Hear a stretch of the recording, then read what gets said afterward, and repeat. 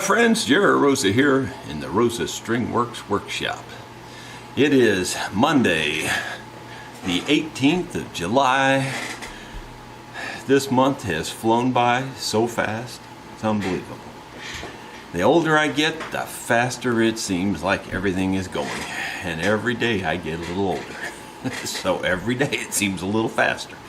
Before I get into the projects that I'm in the middle of, I thought I'd tell you that this coming Thursday, the 21st, I'm going to be doing a YouTube collaboration with the boys down at the Acoustic shop in Springfield, Missouri. That's the Chapmans. I'm going to take the world's finest mandolin ever built by a human down there. We're going to play it a little bit and just have a good time. I don't know what it's going to turn into or what it's going to be like. I have no idea. And I don't think they do either. And I don't know what time either. So all I know for sure is that it's a collaboration on Thursday on YouTube. So be watching for it. I know they're on a TV channel down there on Thursdays also. Now, that may be part of that. I really don't know at this point. It's all a surprise to me, I think. So just know that it's coming, and if I hear any more details, I'll tell you tomorrow or the next day. By the way, I wanted to add one more editorial comment into this video. You know the old Gibson that gave me such a fit with the finish, and I quit charging the customer basically 3 or 4 months ago, basically about 3 months ago probably. Anyway, when he came to pick it up, he was very happy with it. Very wonderful, nice guy. His name is Tuck, that's all I'll tell you. And Tuck said that I had quoted him much more than I charged him. And he was willing to pay that, and he knew that I had not charged him for several months worth of work. And he went and paid the full estimate that I had made at the beginning. Why didn't I charge him up to my original estimate? Well, for one thing, the truth is I had kind of forgotten. I really didn't know what I had estimated on the instrument. I hadn't written it down, and Caleb had started that one, and it was months ago, and then, you know, I got so busy with all kinds of other projects and other instruments, and in the melee, I had just forgotten. And so I didn't want to overcharge a customer. That's not what I'm about. I'm not about trying to skim every nickel and dollar out of everybody. That's not me. But Tuck, I guess, is a lot like me in that he tries to be fair. And Tuck, I just want to say thank you so very, very much. I really do appreciate it. He more than doubled what I charged him.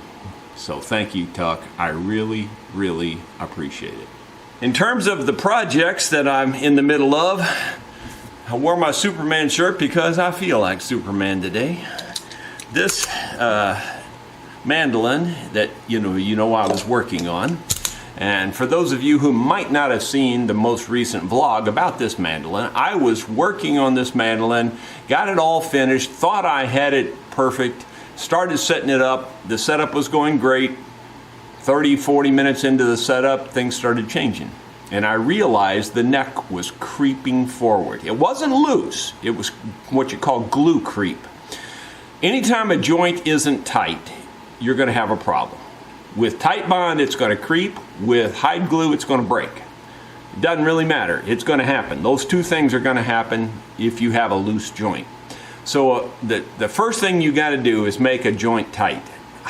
Hide glue, tight bond, any kind of wood glue is going to work perfectly if the joint is really tight. None of them work well if the joint is really loose. Your best bet on a loose joint would probably be epoxy, and even epoxy is marginal at best. And epoxy, in my opinion, has no use on an instrument except to fill big open voids. Now, there's the key. When I took this heel off of this neck, instantly I could see big open voids. So rather than take this whole instrument apart and start from scratch, which it doesn't warrant that, it would cost way too much money to do that, I elected to fill the voids with epoxy. So I just poured epoxy down in there and filled up everything. But the key thing to making this neck joint stay still is not the epoxy, it's this tab that I'm putting on here. Now, right now it looks like heck. You can see it's still thick and all that. But trust me, that tab is dovetailed into the back of this mandolin now. So now this heel and this back of this mandolin are married. This can't pull forward now. It can't pull up. That has them married together. It's been drying for over 24 hours, so it's cured, and all I have to do now is carve this down to shape, dye it to match as best I can, and put a little finish on it, and we're going to call this puppy done. I mentioned once before that mandolins and violins need this tab for sure. Some people will say, well, my mandolin doesn't have that tab and I don't have a neck problem. Well, that's because you haven't had it yet. You will have a neck problem eventually if you don't have this tab. And even with the tab, you can have neck problems.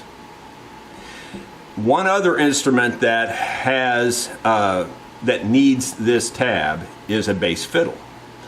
I didn't mention that when I was talking about this earlier a few days ago, but a bass fiddle, they need this tab.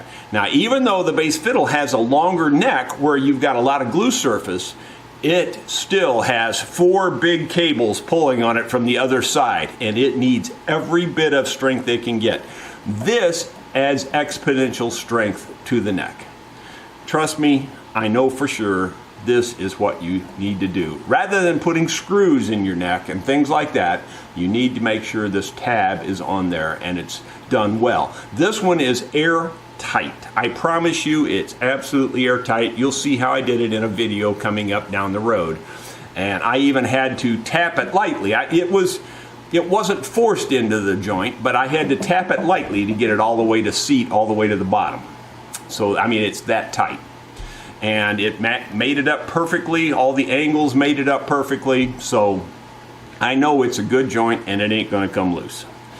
Yeah. So when I say I'm 99% sure this is fixed, I kind of want to say I'm 100% sure. The only reason I'm not giving it the 100% is because who knows what else they screwed up on the inside here. They've messed this up big time. They had put a dowel pin through here. They had put a screw in through here, and I know that the neck joint itself was loose as ashes. So this is the best I could do. Fill it full of epoxy, put this on there. I'm 99% sure this will hold now. So that's the name of that tune. As I said, you'll see that all of that in detail in a video coming up down the road. Meanwhile, I started working on this fiddle also. This fiddle belongs to a horse customer of my son's. My son, has the horses on the farm next door, and he has people come in for the horses all the time, and sometimes they stay at our rental retreat. And the lady that owns this, her name is Benita, and she found out that I do all this instrument work, and so this used to be her grandfather's fiddle. She never met her grandfather, but she wanted to keep this as a keepsake. So what I've done is I've glued up a big crack that went through here, and I've got that fixed. So now I can take these clamps off actually, and that should have that problem solved. And some people would say you need to cleat these cracks, and I don't disagree with that. I mean, it wouldn't hurt anything, but I'm not going to take the fiddle apart just to cleat the cracks. If they had a lot of stress on them, then I would say for sure you need to cleat them. But in this case, there was not much stress on this. I could close it easily by hand, so it's not like it's really pulled apart or anything. So that crack has been glued all the way up through there. This crack, unfortunately, was glued probably by Grandpa, and it's way out of level. A dog could trip over that if he was walking through there. So, yeah, it's really out of level. I'm not going to re-break it to fix it, though, so we're just going to live with that. And then, really, I'm just going to inspect it really good and probably just start stringing it up. It doesn't need very much, and if they don't need much, I don't do much. Well, that's just about everything I have for you today. I just wanted to catch you up on that and let you know where we stand, and let you know I feel like Superman after fixing this mess. Thanks for watching. We'll talk to you tomorrow.